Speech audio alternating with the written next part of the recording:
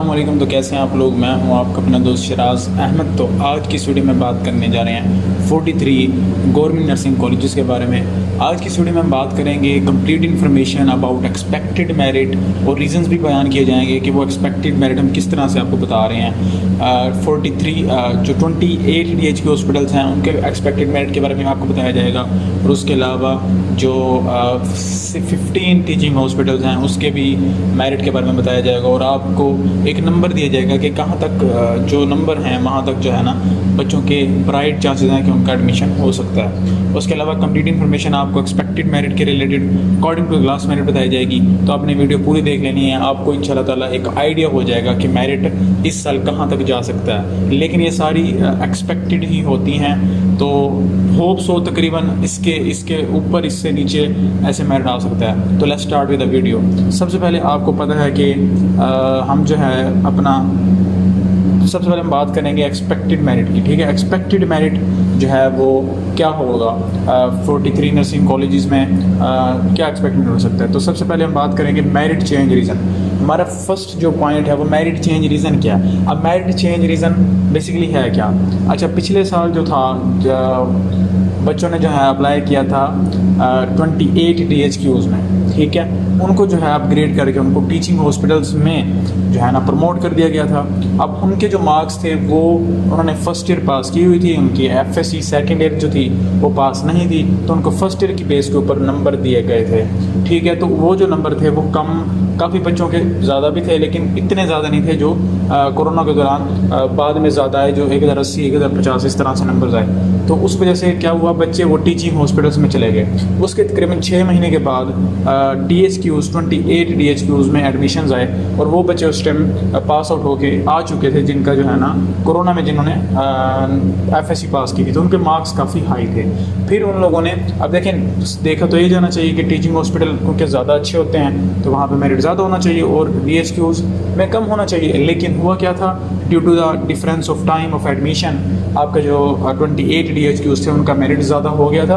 उनका मेरिट जो था तकरीबन मेजॉरिटी ऑफ द जो कॉलेजेस थे उनका 1030 1035 पे रुका था, और जो कुछ और कॉलेजेस थे जहाँ पे अप्लाई ज़्यादा गई थी या जिस एरिया में बच्चों के नंबर ज़्यादा थे तो वहाँ पे 1050 1040 ऐसे रुका है मेरिट। ठीक है, तो ये हो गया रीज़न। अब मेरिट चेंज रीज़न की बात हमने की है, ये बेसिकली है क्या। बेसिकली मेरिट चेंज रीज़न का मतलब ये है कि पिछली दफ़ा जो था वो टीचिंग हॉस्पिटल का मेरिट कम था।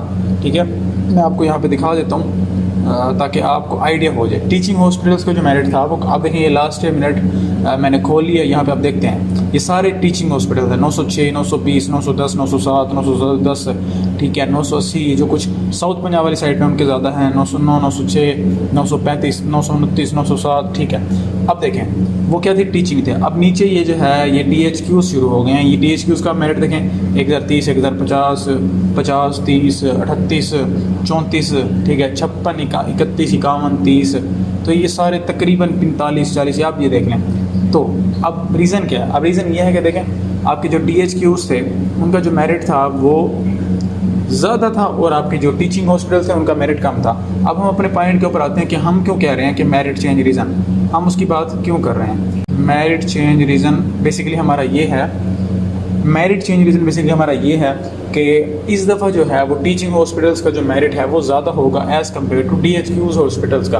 बिकॉज टीचिंग हॉस्पिटल्स में अप्लाई और प्रेफरेंसेस बच्चों की ज़्यादा होती है, और फर्स्ट प्रेफरेंसेस उनकी यही होती है कि हम जो है टीचिंग हॉस्पिटल में ही पढ़ें, और सेकंड प्रेफरेंस पे फिर वो रखेंगे कि हम DHQs में पढ़ें। तो इस वजह से हमारा जो है इस दफ़ा मेरिट चेंज हो जाएगा, मीन्स कि DHQs का कम होगा और टीचिंग का ज़्यादा होगा। अब हम बात कर लेते हैं मेरिट इन टीचिंग हॉस्पिटल्स। अब हम यहाँ पर एक्सपेक्ट करने वाले हैं कि टीचिंग हॉस्पिटल्स में जो है मेरिट वो क्या रहेगा। बेसिकली देखें जो मेरिट है टीचिंग हॉस्पिटल्स में वो approximately according to the last year merit और last experiences we can say that कि टीचिंग हॉस्पिटल्स में जो मेरिट है वो तकरीबन 1000 प्लस रहेगा। ठीक है, अब देखें एक और चीज़ मैं यहाँ पे ऐड करना चाहता हूँ, ओवरऑल मेरिट जो है वो कम रहेगा। कैसे कम रहेगा, क्योंकि पहले जो सीट्स आती थी वो ज़्यादातर जो है पहले जो है ना सीट्स इस तरह से आती थी कि DHQs के अलग आती थी और टीचिंग के अलग आती थी, जिसकी वजह से एक गैप आ जाता था। और अप्लाई करने वालों की तादाद तो सेम रहती थी क्योंकि साल जो है वो उसका सेम होता था, तो उसकी वजह से क्या था, सीट्स कम थी और अप्लाई की तादाद जो है ज़्यादा थी, इसकी वजह से जो है मेरिट ज़्यादा होता था। लेकिन इस दफ़ा जो है सीट्स इकट्ठी आ गई हैं, अप्लाई करने वालों की तादाद वही है, मीन्स के सीट्स ज़्यादा हैं और अप्लाइज जो हैं रिस्पेक्टेड टू कम as compare to last years कम है, तो उसकी वजह से जो है ओवरऑल जो मेरिट है वो पिछली दफ़ा लास्ट ईयर से थोड़ा कम रहेगा। ठीक है, अब हम बात कर रहे हैं कि मेरिट इन टीचिंग हॉस्पिटल्स। अब देखें, आप लोग कहेंगे कि ये तो जो है ना, आपने अभी लास्ट मिनट दिखाया 906 907 है, लेकिन आप अब कह रहे हैं कि आप 1000 प्लस जाएगा, क्योंकि टीचिंग हॉस्पिटल्स के ऊपर ज़्यादा इंटरेस्ट होता है बच्चों का। ठीक है, हम तो इस फील्ड में मौजूद हैं, तो हमारा हर हॉस्पिटल में रब्ता होता है, हर हॉस्पिटल के बच्चों के साथ इंगेजमेंट होती है, तो हमें पता होता है कि यार किस हॉस्पिटल के रिलेटेड बच्चों का इंटरेस्ट ज़्यादा है, किस में कम है, उसके अकॉर्डिंग हम आपको बताते हैं। तो अब जो टीचिंग हॉस्पिटल्स हैं, यहाँ पे आपका जो मेरिट है वो तकरीबन 1000 प्लस या 990 1000 1010 इस तरह से रहेगा। और उसके बाद हम बात कर रहे हैं कि हमारा जो नेक्स्ट पॉइंट है वो मेरिट इन DHQs। अब 28 DHQs जो हैं वहाँ पे 50-50 सीट्स हैं, और वहाँ पे जो सीट्स टीचिंग से कम हैं लेकिन कॉलेजेस जो हैं नंबर में ज़्यादा हैं, तो इनकी जो टोटल सीट्स हैं वो 1400 हैं। ठीक है, तो इस दफ़ा जो टोटल सीट्स हैं वो 2900 हैं, 1500 सीट्स जो हमारी टीचिंग हॉस्पिटल्स की हैं और 1400 सीट्स जो हमारी DHQs की हैं। अब DHQs में जो मेरिट है वो किस तरह होगा, अब DHQs का जो लास्ट ईयर मेरिट था वो 1050 था, 40-30 था, मैंने अभी आपको जो है पीछे दिखाया।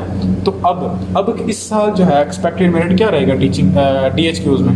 अब इस साल जो है मेरिट वो DHQs में 950 से लेकर 990 980 इस तरह से लास्ट ईयर मेरिट होगा DHQs का। अब देखें, DHQs का मेरिट जो है वो टीचिंग हॉस्पिटल से कम रहेगा। इस दफ़ा ये एक्सपेक्ट किया जा रहा है, ज़्यादातर लोगों को ये सुनने में आ रहा है और एक्सपीरियंसेस के बेस पे हम ये बता रहे हैं कि इस दफ़ा जो मेरिट है वो कितना, मतलब कितने बच्चे वाले जो हैं वो ज़रा अपने आप को फील कर सकते हैं कि हाँ हमारे एडमिशन होने के थोड़े बहुत चांसेस हैं। तो 950 और 950 से अबव वाले जितने भी स्टूडेंट्स हैं उनके तकरीबन जो है इस दफ़ा एक्सपेक्ट किया जा सकता है कि उनका एडमिशन इस दफ़ा शायद हो जाए।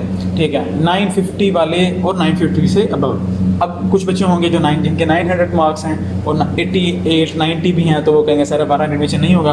तो आप लोगों ने भी परेशान नहीं होना, क्यों, उसकी भी मैं मुझे बता देता हूँ आपको। अब आपको पता होगा कि जो लास्ट ईयर मेरिट था वो 1020-26 पे रुका था DHQs का, क्योंकि लास्ट एडमिशन्स उनके ही हुए थे, लेकिन उनकी लिस्ट जो है वो बाद में लगती रह गई थी और तकरीबन मेरिट जो है वो जाकर रुका था 990 पे, पता नहीं 100 या 1000 पे, इस तरह से रुका था। लेकिन लिस्ट से लगती रहती हैं। अगर हम उस चीज़ को अपने उसमें सिनेरियो में लेके आए तो उसके मुताबिक अब 900 वाले भी बच्चे जो है ना अपने लिए दुआ कर सकते हैं और अपना जो है एक होप रख सकते हैं। ठीक है, तो 900 890 इस तरह वाले जो बच्चे हैं, अगर बच्चे जो हैं वो प्रेफरेंसेस में गलतियां करते हैं, जिस पिछली दफ़ा जो है ना बच्चों ने काफ़ी गलतियां की थी, तो उसकी वजह से उनके काफ़ी अच्छे मार्क्स वाले बच्चे जो हैं वो रह गए थे। तो इस दफ़ा भी अगर ऐसा होता है तो जो है ये 900 वाले भी जो है ना कंपटीशन में आ सकते हैं। अब देखें यहाँ पे एक मज़े की बात, अब ये लोग जो है 900 वाले ये तो दुआएं करेंगे कि जो है गलतियाँ ज़्यादा करें, लेकिन इंशाल्लाह ताला जो PD विनर्स को सब्सक्राइब जिसने किया हुआ है और जो हमारी वीडियोज़ देखता है, तो इंशाल्लाह ताला उसको तमाम तरह चीज़ें पता चलती रहती हैं, हर एक चीज़ हर एक स्टेप का हमने बताया, एक्सप्लेन किया, तो इंशाल्लाह ताला उसकी गलती नहीं होगी। उसके अलावा आपको मैंने नीचे पहले भी 2 वीडियोज़ में मैंने आपको बताया कि अगर आपको समझ नहीं आ रही, आपको लगता है कि हम गलती कर लेंगे, तो आप हमारी ऑनलाइन सर्विस अप्लाई की जो है इसको यूज़ करके आप 100% जो है ना आसानी से अप्लाई कर सकते हैं। तो आपको यहाँ पे नंबर नज़र आ रहा है, तो यहाँ पे आप रब्ता करके जो है ना आराम से अपना जो है अप्लाई करवा सकते हैं। आपको सारी डिटेल्स शेयर कर दी जाएंगी और आपके साथ फुल कोऑपरेट किया जाएगा। तो उम्मीद करते हैं आप लोगों को वीडियो अच्छी लगी। अगर अच्छी लगी तो लाइक वाला बटन दबा दें, नीचे कमेंट्स में अगर कोई सवाल है तो पूछ सकते हैं आप।